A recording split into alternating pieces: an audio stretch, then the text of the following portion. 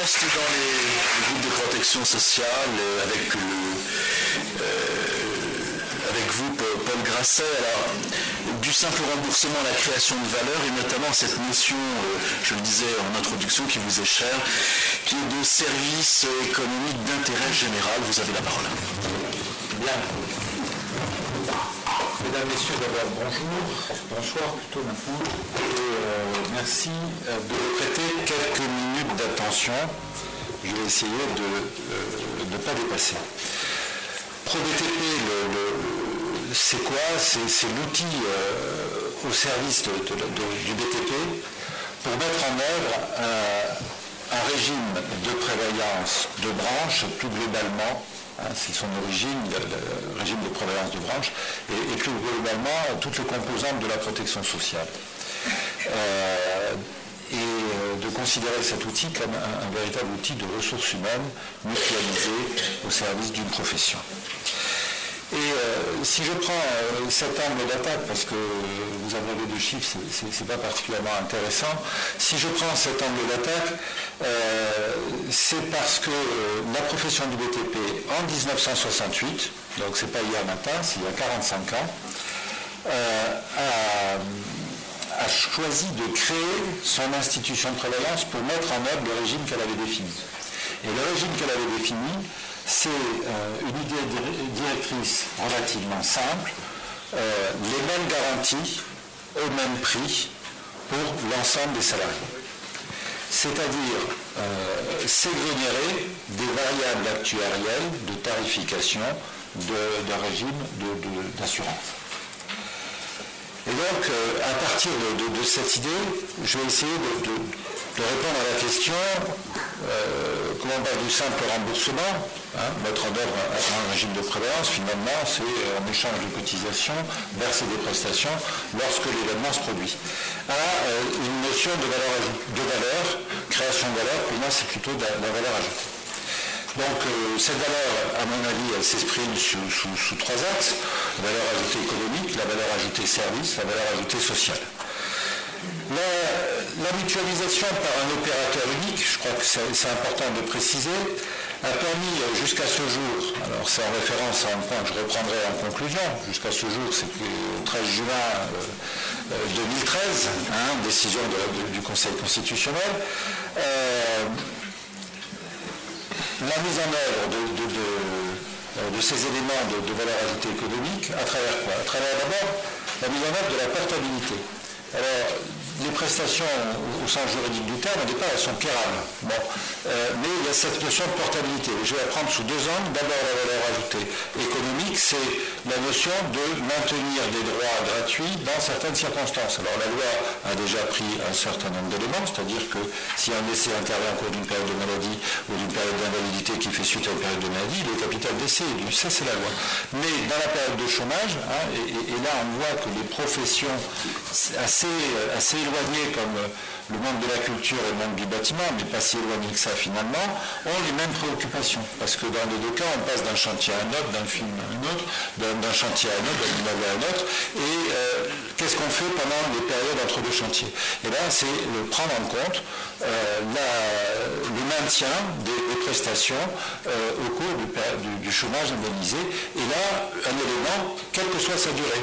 Alors, je crois que c'est un accord national interprofessionnel qui doit être de 2011, quelque chose comme ça, qui a pour la première fois introduit ces notions de portabilité, mais sur des durées limitées, pour le chômage.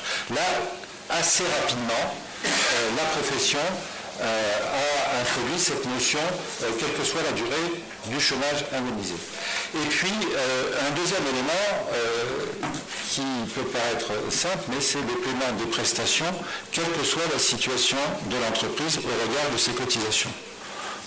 Il faut bien s'asseoir sur un socle de mutualisation assez large pour s'exonérer de l'obligation que les opérateurs d'assurance classiques ont. C'est d'abord, je vérifie avant de payer que mon client est bien à jour de ses cotisations.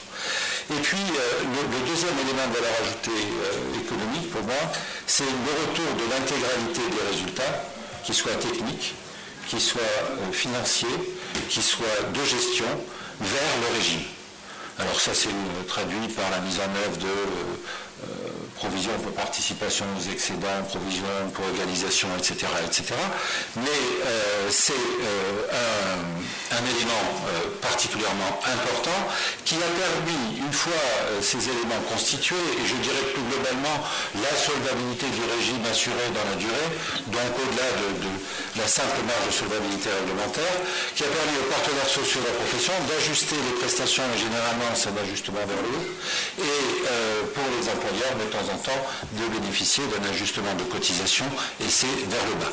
Et le dernier exemple en date, c'est à compter du 1er janvier 2010, le retour de 0,5 points de masse salariale vers les employeurs et les salariés, par rapport à une question qui a été posée tout à l'heure, employeurs et salariés qui ont bénéficié de ce retour. Et enfin, je n'oublie pas, dans le cadre de ce retour des résultats globaux vers le régime, la revalorisation des rentes qui, elle, est, pour vous donner un indicateur, sur les 10 dernières années, d'un demi-point au-dessus de l'inflation en permanence. Et là, je crois qu'il n'y a pas beaucoup d'opérateurs d'assurance qui peuvent présenter de tels résultats. La valeur ajoutée service maintenant, c'est, je reviens sur la notion de portabilité de prestations. Et là, par rapport à la notion de prestation acquérable ou portable.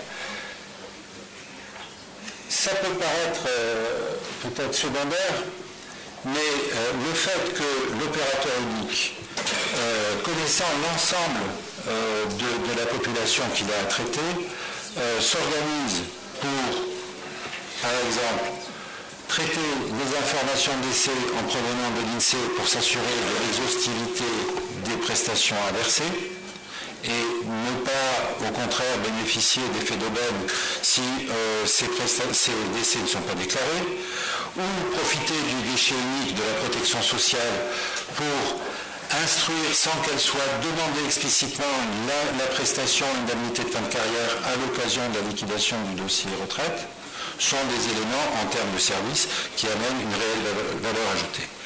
Et puis, plus généralement, c'est utiliser les marges de manœuvre au niveau de la gestion par une performance de gestion avérée, puisqu'on a un taux de gestion de l'ordre de moins de 4% entre les dépenses de gestion sur l'ensemble des cotisations, pour renforcer l'information des salariés sur leur droit à cette protection sociale. Et c'est un abonnement, enfin un journal gratuit, un magazine 3 fois par an, qui a comme ligne directrice d'édition, la ligne rédactionnelle, c'est le mode d'emploi de la protection sociale du BTP.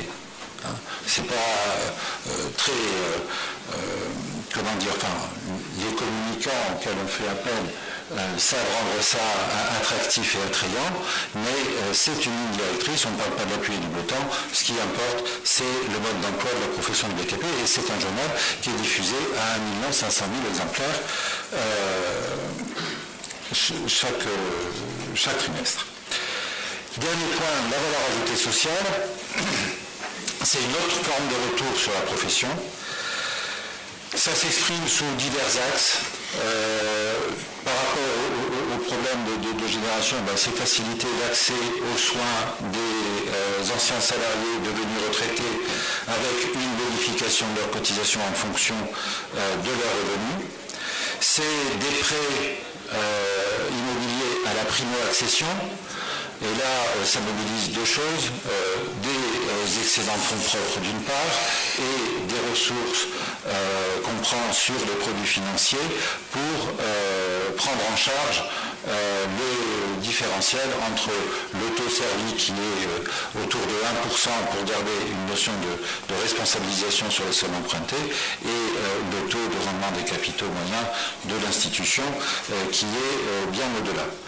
Et ensuite, comme outil de ressources humaines une panoplie en faveur des apprentis. Et quand vous êtes dans le monde du BTP, la première difficulté pour un salarié ou un futur salarié, c'est de se rendre sur le chantier parce qu'on n'a pas une adresse fixe desservie par des transports en commun, mais ce sont des chantiers itinérants et il vaut mieux avoir sa capacité ou son autonomie de transport. Et donc c'est l'aide au permis, c'est l'aide à l'achat du premier véhicule, etc., qui rentre dans ces panoplies. Et enfin, je serai incomplet si je ne parlais pas de la prestation vacances, c'est-à-dire une possibilité de faire accéder les salariés du bâtiment à des vacances de qualité et avec une tarification qui est fonction des revenus. Je pourrais exprimer ça sous une autre forme. Quand vous êtes dans une branche qui fait à peu près 210 000 entreprises aujourd'hui, dont 195 000 moins de 10 salariés, 203, 204 000 moins de 50 salariés, c'est un peu les œuvres sociales d'un CE mutualisé entre ces différentes entreprises. Donc voilà, et en conclusion, et pour faire assez rapide, je voudrais revenir justement sur le débat sur les clauses de désignation que j'ai mentionné en entrée. Le législateur, qui je me garderai bien de critiquer, il a pris parti dans un débat qu'on ne peut pas occulter en prenant en compte l'aspect liberté de contractualiser, liberté d'entreprendre, c'est dans la décision du Conseil du 13 juin. Et il a pris donc le parti de l'opérateur. Moi, simplement, à travers cet exposé, ce que je veux vous dire, c'est que il a justifié sa décision, ce conseil, la concurrence avant, c'était essentiellement sur cette notion de liberté, parce que la liberté est dans la Constitution. Dans la Constitution, au même titre que la liberté, comme sur le frontispice de chaque hôtel de ville, il y a deux autres valeurs, que sont l'égalité et la fraternité. Et ce que j'ai essayé de montrer, c'est que cette gestion d'un régime de branche, qui apporte non seulement les mêmes garanties au même prix, quelle que soit l'entreprise, mais elle apporte à travers ces trois valeurs ajoutées cette notion de service économique d'intérêt général. Et cette notion de service économique d'intérêt général, elle n'est pas à la discrétion de l'outil. Elle est sous la surveillance des partenaires sociaux. Et je peux vous garantir, pour le vivre depuis un certain nombre d'années, au jour le jour, qu'aussi bien les employeurs ne nous font pas de cadeaux, parce que pour eux, le danger, c'est de virer vers la rente de situation, la rente monopolistique, et ils nous en donnent absolument pas le droit. Et inversement, les salariés ont bien compris que quand, par exemple, on gère un régime à 4%, eh bien, il y en a 96 qui reviennent dans le régime, et ça, ils y sont très sensibles parce que c'est leur responsabilité vis-à-vis de leur mandat. Voilà, mesdames, messieurs, le simple propos que je voulais tenir de ma jour ce soir. Merci.